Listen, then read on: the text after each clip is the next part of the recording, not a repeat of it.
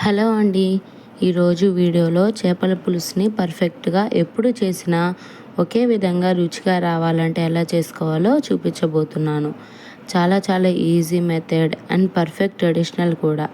ఏ చేపతో అయినా సరే ఈ మెథడ్లో గనక చేపల పులుసు చేశారంటే పర్ఫెక్ట్గా వస్తుంది. ఓకే, ఇంకా లేట్ చేయకుండా చేపల పులుసు ఎలా చేసుకోవాలో చూసేద్దాం రండి.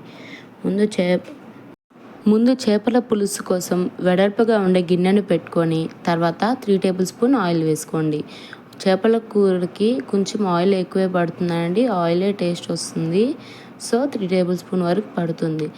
ఆయిల్ హీట్ అయిన తర్వాత కొంచెం ఆవాలు, జీలకర్ర, మెంతులు వేసుకోండి. తర్వాత ఒక మీడియం సైజు ఉల్లిపాయని సన్నగా కోసుకొని వేసుకోండి. తర్వాత మనం ముందే 2 మీడియం సైజ్ టొమాటోస్ని మిక్సీలో వేసుకొని ప్యూరీ చేసుకున్నాం కదా, ఆ ప్యూరీని వేసుకోండి. తర్వాత 1/2 టేబుల్ స్పూన్ పసుపు వేసుకొని కొంచెం కరివేపాకు వేసుకోండి. తర్వాత నేను ఇక్కడ 1.5 కేజీ చేపలను తీసుకున్నాను కాబట్టి 4 కప్స్ చింతపండు రసం అనేది పడింది. మీరు తీసుకునే చేపలు పట్టించి మీకు కావాల్సినంత చింతపండు రసం పడుతుంది. చేపల పులుసుకి పులుపే టేస్ట్ని ఇస్తుంది.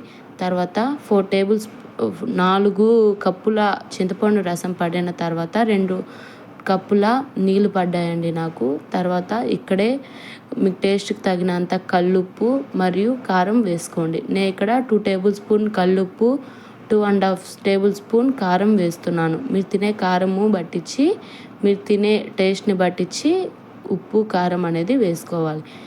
వేసిన తర్వాత ఒక పొంగుని రానివ్వాలి. ఒక పొంగు వచ్చి ఒక 5 నిమిషాలు పులుసు మరిగిన తర్వాత మనం ముందే నిమ్మకాయ, ఉప్పు వేసి క్లీన్ చేసి పెట్టుకున్న చేప ముక్కల్ని వేసుకోండి. ఎప్పుడైనా చేపల పులుసు ఈ మెథడ్లో చేశారంటే ఏ చేపతో అయినా సరే పర్ఫెక్ట్ అండ్ టేస్టీ చేపల పులుసుని ఆస్వాదిస్తారు. టేస్ట్ అయితే చాలా బాగా వస్తుంది. ఒకసారి ఈ మెథడ్లో ట్రై చేయండి. ఇలా నేను వేసుకున్నట్టు ఒక్కొక్క చేప ముక్కని కొంచెం దూరంగా ఈ విధంగా ఇలా మరిగే పులుసులో వేసేసుకోండి.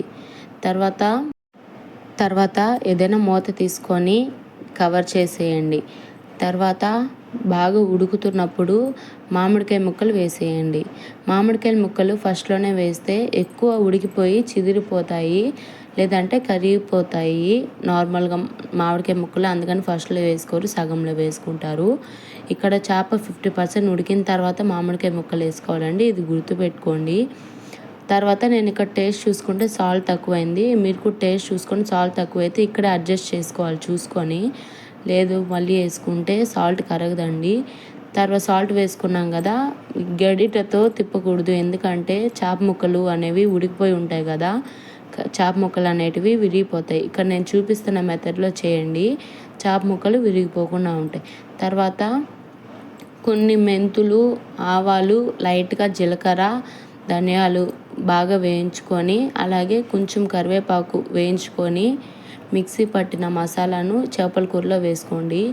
ఇది స్పెషల్గా చేపల కూరలో వరకు వేసుకుంటారు. ఈ మసాలా చాలా టేస్ట్ని ఇస్తుంది, అలాగే మంచిగా ఉంటుంది. మన ఛానల్ని సబ్స్క్రైబ్ చేసుకోండి.